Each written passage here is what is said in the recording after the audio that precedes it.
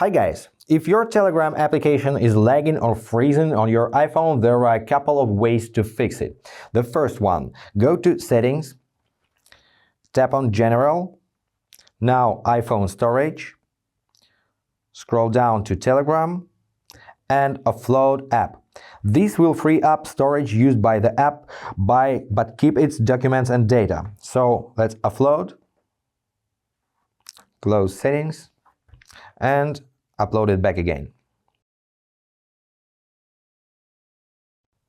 Now open the app and everything should be alright.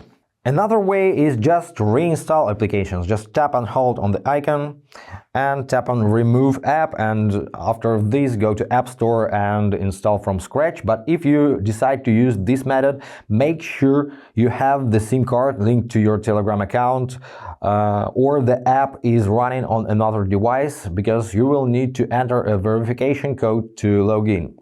Sometimes a simple iPhone restore helps, or just be patient and check back in an hour, because lags and freezes might be due to technical maintenance. Hope this was helpful, guys. Subscribe to the channel, hit the like button, and be awesome. Bye.